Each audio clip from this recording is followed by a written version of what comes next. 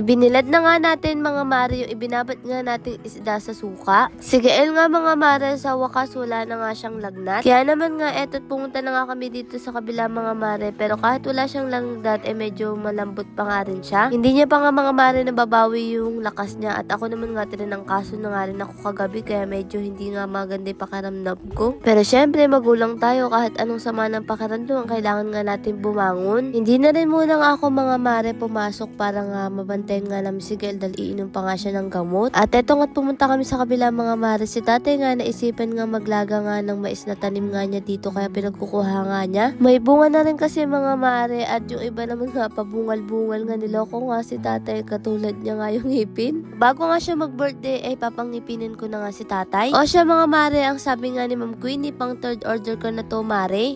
Sobrang hiyang ko dito kahit sobrang sensitive ng skin ko. Thank you dito. Di ko na kailangan magkuskus ng kahit na anong toner. Isa yan mga mare sa pinagmamalaki ng Mare Glow. Hindi mo na kailangan mag-toner, mag-cream, o mag-rejuve para mga mare mawala yung dark spot mo, uneven skin tone, makapagpalighten ng melasma, pekas, mawala ang ating pagiging oily face. Dahil dito mga mare sa Mare Glow ay talagang makakatipid ka. Hindi nga lang mga mare sa budget, kundi pa nga mga mare sa oras din. Sa ngayon nga mga mare ay tapos na ang ating pa-promo na may kasama 50 grams. Pero huwag kayong mag-alala dahil may pa-previous pa rin naman nga tayo mga maring meshnet. Matik na yun, kapag bibili kayo ng sabon natin may kasama na yun mga maring meshnet. O siya mga mare, dahil nandito na rin naman nga kami, kaya sabi ko kay Kuya Nol, asikasuhin na nga namin etong pagbibilit nga ng daing. Para nga sa ganun, mamayang gabi matikman na nga natin mga mare kung masarap talaga ang pagkakatimpla. Kaya eto't inanda niya na nga yung lamesa at inilagay na nga rin dito mga mare sa mga bilao. Iba rin kasi talaga kapag may baka nga mga maring daing, lalo na nga kapag mahilig ka mag-almusal.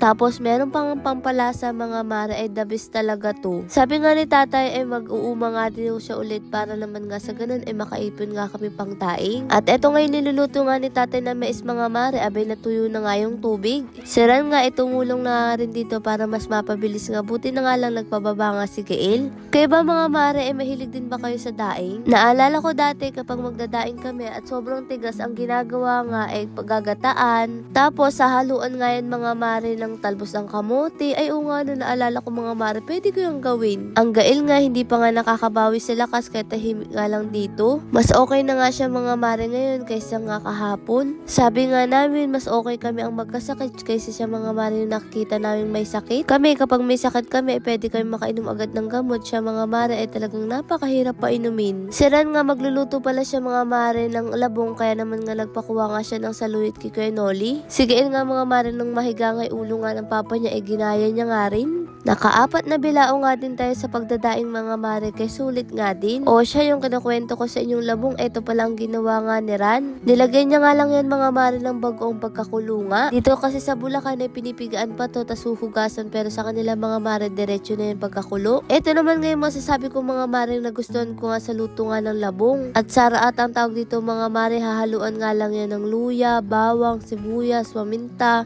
asin at betchin. Talagang masarap nga siya mga mare, lalo na nga napakatagal nga nitong maubos o napakatagal nga rin nito mga maring masira. At kapag nga ayaw mo na nga ng ganyan pwede mo nga rin mga maring ikisa. Nung mga oras nga nakatulog si Gael, ayun nga mga mare ang inasikaso niya, dahil matagal-tagal na nga rin talaga siya nakikrib nga mga mare sa labong, at buti na nga lang may nakapagbigay. Hindi pa kasi kami dito nakakapagtanim din mga mare ng kawayan, saka ang tagal nga rin siguro nung taon din ang bibilangan bago magkalabong. Nakapagtry na ba kayo nito mga mare? O siya, nung kinahapunan naman nga pumunta nga kami dito para mapreskuhan nga si Gael. Ayun nga, medyo mainit na naman nga siya at inuubo, kaya naman nga pinasyal muna nga namin dito para naman nga mapreskuhan ng pakiramdam. Pagdating ko nga dito mga mare kanina, ang sabi ko na-miss ko nga siyang pagala-gala dyan. At tuwing mga mare may dumadaan ng eroplano talagang tuwang-tuwa nga siya. Kahit nga may sama ang pakiramdam niya talagang napapawaw siya. Kaya ang sabi ko, magsisikap pa nga kami para nga madala nga namin siya sa totoong eroplano, malapitan pa. Nakaramdam nga kami mga mare ng gutom,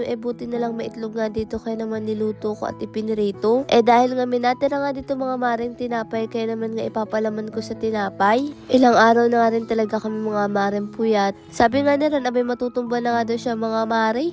O siya, sino nga ang mahilig nga magkape kapag ganitong oras, lalo na nga kapag dapit hapon na? Yung alam mo malapit ka nang matulog pero nagkakape ka pa rin kaya minsan hindi ka makatulog. Sinasabi ko nga dyan kay Ran mga mare, nabuti na nga lang din nung may sakit si Gael gustong gusto nga sa kanya kasi kung sa akin mahirapan nga baka mag-iiyak pag hindi ko buhatin. At eto na nga nagpapabuhat na naman nga sa kanyang tatay. Kaya naman nauna na nga lang din ako dito mga mare kumain. Nasa alas 6 na nga to, maagang maaga pa nga mga mare yung paligid. Napag-isip-isip ko nga rin mga mare yung desisyon ko kung hihinto nga ako at napag-desisyonan ko nga rin na hindi na siguro. Tsatsagain na nga lang natin to mga mare dahil isang taon lang din naman. Konting tiis na lang din naman nga mga mare. Lord, marami pong salamat sa lahat ng blessing at syempre sa inyo mga mare. Paano ba yun bukas na lang ulit?